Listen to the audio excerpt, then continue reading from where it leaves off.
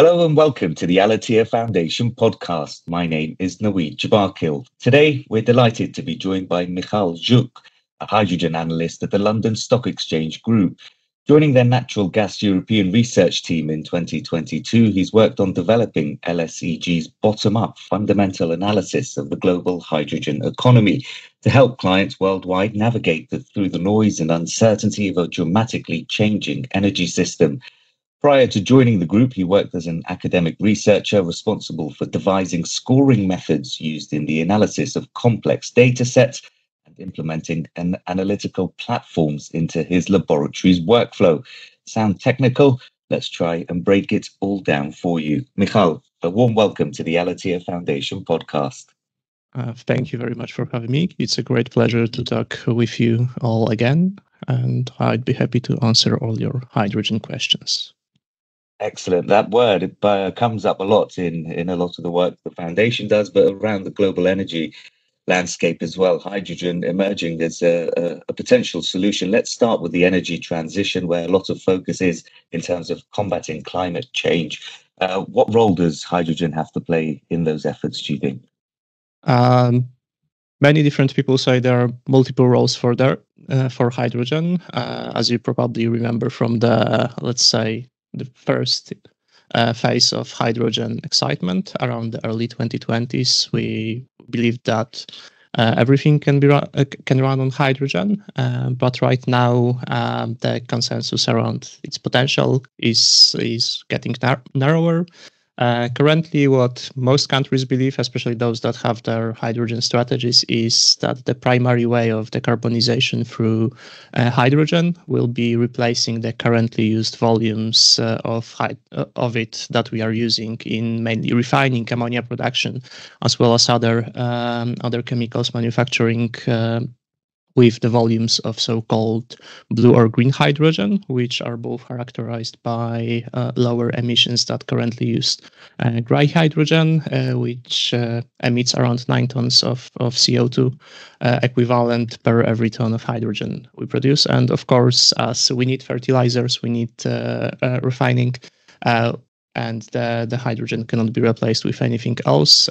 We aim to replace them with less emission-intensive alternatives. Also, there is some potential in transport. In theory, it's possible to decarbonize part of the power generation sector with hydrogen, but the technologies are still being developed. They are at early stages of the introduction to the markets, so we'll have to wait quite a long time to see them really implemented. And a lot of the use cases you just touched upon there linked to industry and heavy industries in particular. Can hydrogen be considered a truly sustainable energy carrier, do you think, given the current production methods? If you look at the current production methods, where 99% of hydrogen is made from fossil fuels without any use of carbon capture, so it's really emission intensive, no. It is technically feasible to produce hydrogen with lower emissions, be it through implementation of carbon capture or from water electrolysis fed by renewable energy. But the biggest question there is the cost of such approach. In theory, everything can be made, but in practice, currently, the costs of hydrogen are made with renewable energy are several times higher than those of our, traditional energy commodities. So the markets, the participants there are still not so eager to do this because, at the end of the day, whether you are making profit or not is what matters when you're running any kind of company in any industry.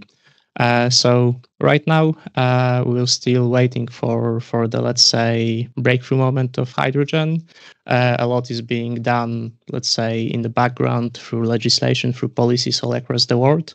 But we still have good few years of waiting before we see a global low-emission hydrogen trade and industry. But then again, when it comes to the cost, and especially in the context of meeting climate targets, maybe we should ask ourselves the question not what will be the cost and can we afford them, but rather can we afford not to do those things to spare ourselves from the worst climate scenarios put out by the scientists worldwide?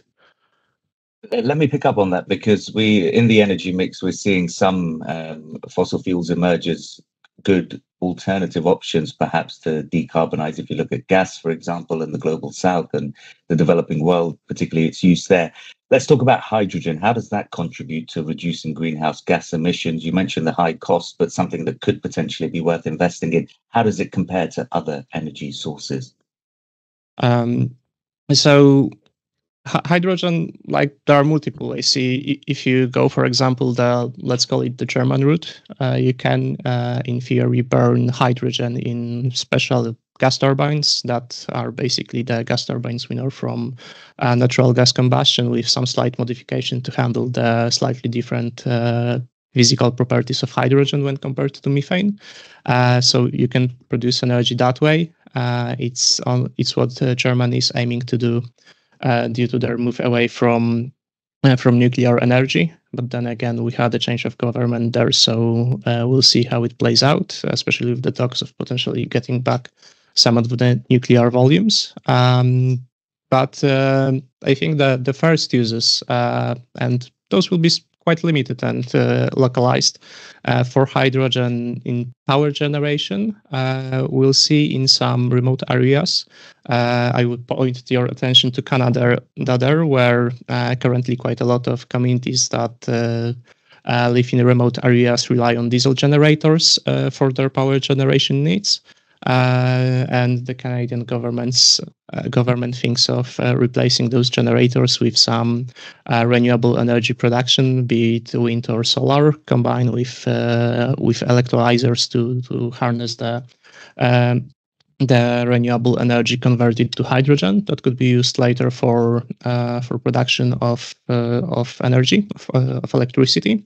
And the other way is something that I saw mentioned recently, that some people call the hydrogen the cheese of energy industry, where they compare it to milk and cheese, where if you have milk, you can store it for long because it will spoil. But if you turn it to cheese, you can keep it, in a proper environment for like year 2 or 5. And the same goes for hydrogen and electricity. If we have a surplus of renewable, so we could use them to convert water into hydrogen in electrolyzers and store them for later use without any storage losses that we know from battery storage solutions. Also without risking any decreasing efficiency of the storage, because it's just a compressed gas, so you can always compress the same amount in the tank, in the salt cavern, or wherever you will store your hydrogen. That's a brilliant analogy, milk to cheese. I'm going to throw that back at you. To turn milk into cheese often costs money and it takes time. So not every sector and industry can do this. Which sectors are best suited for hydrogen adoption, do you think?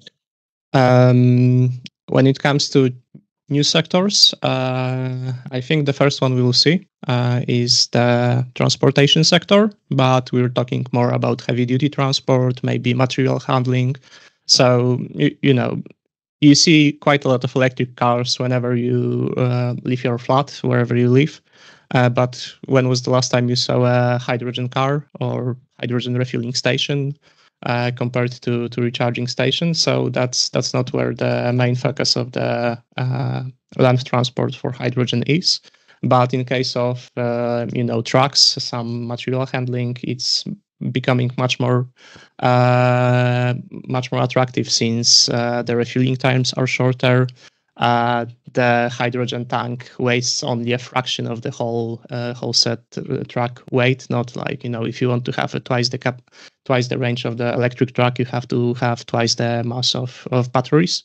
Whereas in the case of a hydrogen truck, you just need a slightly bigger tank, or the tank that can withstand higher pressure, which is only, like I said, a small fraction of the weight. So there's this. There is also talk of using hydrogen to support material handling in harbors, in some warehouses, where you have your fleet of vehicles that basically doesn't leave the premise. So you can set up a few of your own wind turbines, set up your own electrolyzer and basically make your own fuel. And since the vehicles don't have to leave the premise, you don't have to worry about, where is the nearest hydrogen refueling station. So that's where we probably see the hydrogen being implemented at earliest when it comes, of course, to the novel applications, because when it comes to the ones that are already there, of course, replacing the currently used volumes of gray hydrogen in refining and ammonia and other manufacturing sectors will be the biggest win when it comes to curbing the emissions from industry. And the colors is something that you hear quite a lot about. Discourse on cleaner energy sources often touch on the colors of hydrogen. There are many, many more, but let's take the main ones, if you will. What are the main differences between green, blue, and gray hydrogen? Okay, so gray is the one that we globally are currently using the most. I think it's 99% depending on the source. And it's made from basically combination. You take methane, you combine it with water in a high pressure, high temperature environment, and it breaks down into elemental hydrogen and CO2, carbon dioxide, which, as we all know, is one of the main culprits known for global warming. And for every ton of hydrogen that we produce this way, we produce 9 tons of carbon dioxide, making it a really, really energy-intensive process. So then there is blue and green. Both have lower emissions than the gray one, but blue uses the same technology I just described that produces hydrogen from methane. But adds carbon capture and utilization installations at the downstream to the processing plants, so that part of the carbon dioxide emitted is captured and stored somewhere where it doesn't harm us, so not in the atmosphere. It allows between 70 and 90% of reduction of emissions when you compare it to gray hydrogen. And the one that most countries around the world are eyeing in their future is the green hydrogen, renewable hydrogen, called sometimes, is the one you get from splitting water into hydrogen and oxygen in electrolyzers, which are fed by some renewable energy assets, be it wind or solar.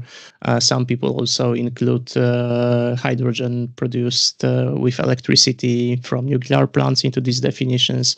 Others distinguish it and call it pink hydrogen, but that's just details. At the end of the day, it's emission intensity that matters, and it's what the countries and their legislation is talking about.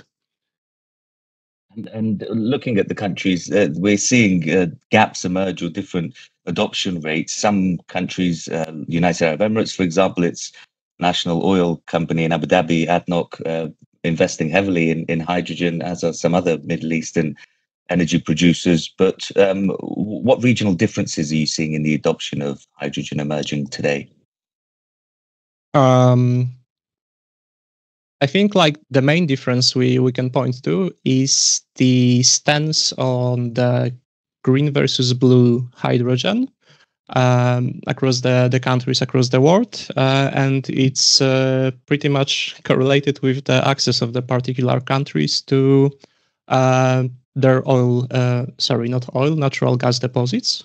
So if you look at the countries that have abundant natural gas reserves, so if you look into Middle East, if you look at the US, Canada, those countries believe they want to, at least looking at their hydrogen strategies that were published 2 or 3, maybe 4 years ago, depending on the country. So those countries see that both green and blue hydrogen will take place, have their place in their hydrogen, in their energy mix for the quite a long time. Because they have the access to natural gas, of course, so that's easy for them. But if you look at the countries that rely on natural gas imports, they also, due to the fact that we have the technology to produce large amounts of hydrogen from natural gas, from methane, and we just need to add some carbon capture onto this, They see blue hydrogen as the way of first stimulating the lower carbon hydrogen markets. In the time it takes takes them to grow their green hydrogen manufacturing capacities, because apart from the electrolyzers, like setting up the production plants, we also need to set up the manufacturing of electrolyzers that produce the hydrogen. Currently, that's been done mainly in China, and with the growing concerns about critical mineral safety across the world, and having the supply chains being as short as possible and not reliant on some other countries on some other continents. It's also something that Europe, US, and other regions have to deal with. And then, there's also the third group of countries that are going for only green hydrogen. And those are the countries that have the most, they already did their homework when it comes to renewable power generation. And it constitutes a very significant part of their energy mix. So we have France or Portugal, also majority of South America, Ireland, India. And one really interesting case there is the Oman, which, as we know, is in the Middle East. So in what I said previously, you would expect them to also go quite hard on blue hydrogen. But given that, I think 1 or 2 years ago, Oman's power mix had only 1% of renewable energy, the country is going really devoting themselves to green hydrogen. And they set aside 16% of the total land area of the country for renewable hydrogen projects. So, all the electrolyzers and the associated renewable energy generation assets. So those will be the main three classes of the countries, and that's probably how the hydrogen landscape will look in coming years. Yeah, it's really interesting what's happening in Oman, emerging as this green hydrogen leader in the Middle East, certainly investing a lot in it. We're seeing countries all around the world look at reducing emissions. Renewable energy is a solution. How do you think green hydrogen production is going to scale up, given those renewable energy capacity ambitions, if you like? Oh, that's a hard one. I think the first thing, we just have to put it straight. The few years back, we had a really great ambitions around hydrogen. Everything would run on hydrogen. Hydrogen would be the silver bullet for energy transition. And that's when most of the targets and most of the promises were made. And since then, few years passed, we became more realistic about it. So even looking at Europe, because it's most thoroughly described and thoroughly discussed in the literature, region, Europe is targeting, it's a non-binding target, but nevertheless it's written there, targeting 20 million tons of hydrogen being used in Europe every year from 2030 onward, with half of it coming from domestic production and half of it coming from imports from across the globe. And recently, when you compare it to the actual targets for use of hydrogen, renewable hydrogen in industry, which the Renewable Energy Directive puts at 32% of all hydrogen used in the industry in 2030, Europe would need between 1 and 2 million tons of hydrogen to meet this criteria. So we are in the period of reassessing the assumptions, maybe growing how to call it, growing basically a realism that the promises, the hopes we had with hydrogen won't all work. There are better solutions for some of those, because if you look, for example, at UK, for the past 2 or 3 years, there's been a discussion whether to decarbonize UK's domestic heating through use of heat pumps or hydrogen boilers. And it seemed like the government changed their stance on this every 6 months. But the reality is that either way, whether those are heat pumps fed by renewable energy or hydrogen boilers using renewable hydrogen produced with wind somewhere in the North Sea, you need the wind in the North Sea. But if you every step of hydrogen production has some energy losses due to the changing of the form, and if you were to produce hydrogen from renewable power somewhere in the North Sea, pipe it all the way to, I don't know, London or Manchester or wherever, then burn it in the hydrogen boiler to heat a home, you would need I saw this figure like 2 years ago, but it was to the tune of like 150 gigawatts of renewable energy generation in the North Sea to heat all the UK homes. But if you take the same renewable energy from the same North Sea, from the same wind turbines, and just plug them to the heat pumps across the UK, then you need like 20, 30 gigawatts of energy. So whereas it is possible to do this with hydrogen because, it's, like I said, a matter of cost. We are now seeing that, it's the question of, do we want to set up a hydrogen industry that is as robust as possible and covers as much as we possibly can? Or do we want to have energy transition with the lowest possible costs, with the most effective ways of reaching the energy CO2 emissions? And I think it will be the latter. So definitely some place for hydrogen, especially the existing solutions when we replace the emission-intensive ones with the either blue or green. But when it comes to other applications, like in power generation and heating, there are better technologies. There are cheaper technologies that are much more mature, and those will probably persist in those areas. Yeah, and it's often those sort of quick wins, if you like, that may be more appealing to many countries or businesses and others as they look for the reduction in emissions. One thing that I wanted to pick up on, we've got about 5 minutes left, so I'm going to whiz through a few more questions, but let's look at the cost then. What sort of advancements do you think are needed in technology or electrolyzer technology in particular to lower the cost of production when it comes to hydrogen? The first thing when it comes to strictly to technology is, of course, the higher efficiency of electrolyzers would be great. Currently, they sit at around 60-70%. Anything better would, of course, bring the cost down accordingly. The other thing is like the cost of production of electrolyzers.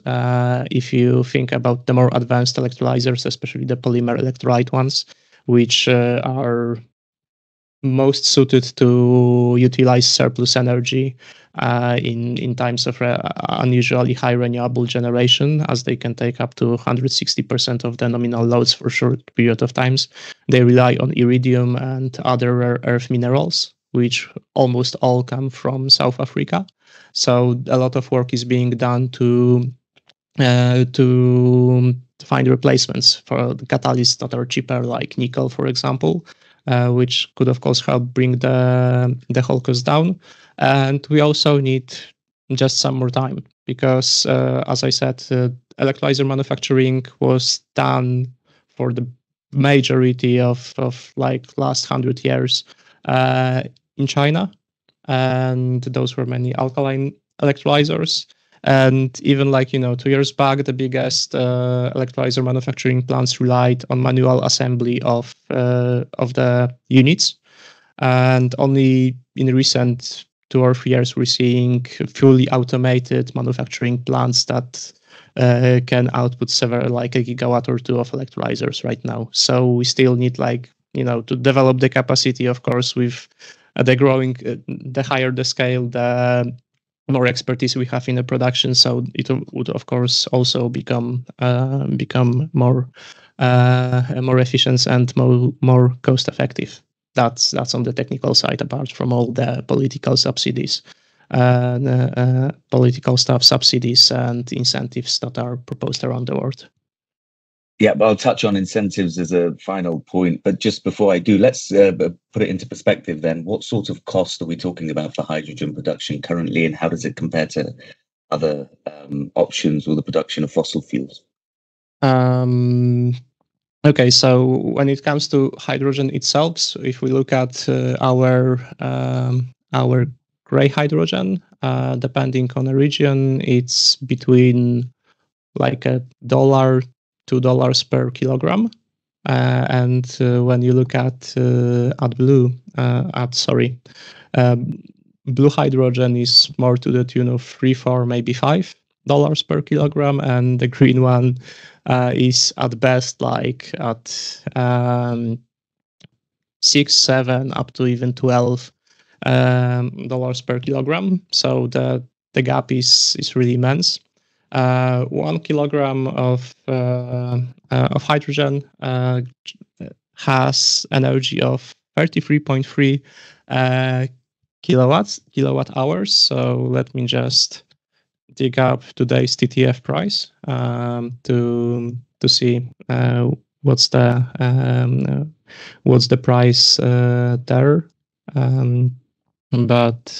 Yeah, so I see that today TTF is at 41 euros per 41 euros per megawatt. So if we just do a quick calculation,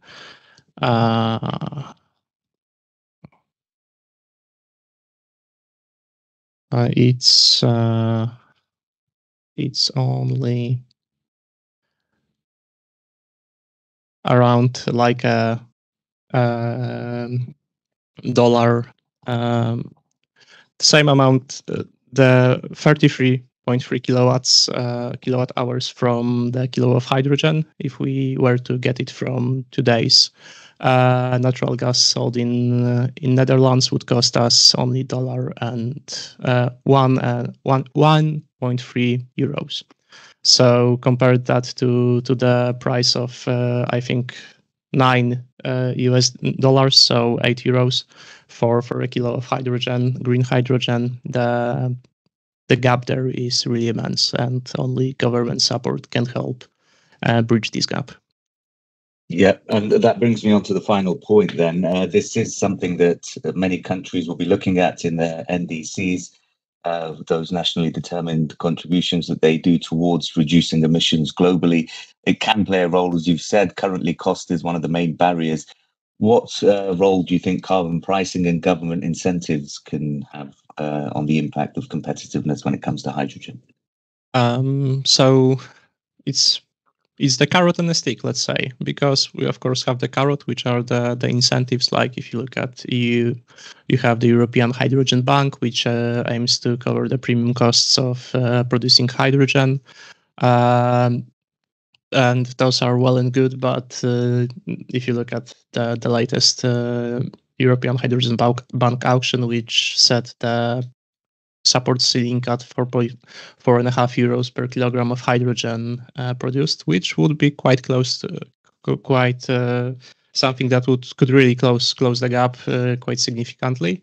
But the final amount given there was less than €0.5 per kilogram of hydrogen produced, as that's what the winning bidders put.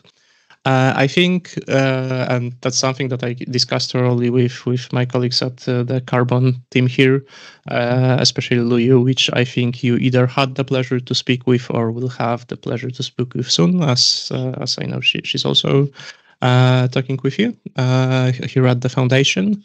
The biggest factor that we see in stimulating the switch from gray hydrogen to blue or green is the rising cost of CO2 emissions in Europe. Assuming no exemptions for some particular sectors and so on, if they paid the ETS price that's, let's say, on the label at around 250 euros per ton of CO2 emitted, the costs of hydrogen produced from methane with and without carbon capture, as well as from renewable fat electrolyzers, is the same.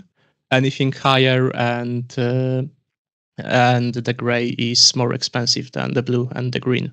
So it's basically like, it's in line with the design of the whole EU ETS system, where the price is expected to increase with passing time. So that's, I think, the biggest thing that will facilitate the switch to lower emission hydrogen. Yeah, great place to leave it on then, a potentially optimistic note for the future. Those are the thoughts there of Michal Zuk, Hydrogen Analyst at the London Stock Exchange Group. Thank you so much for giving up the time, Michal, and offering the insights. Great to learn more about how hydrogen will play a role in combating climate change. And of course, thank you to you, our listeners, for tuning in. A new Al-Attiyah Foundation podcast will be released in the coming weeks, so be sure to visit our website, www.abhafoundation.org, for the latest news.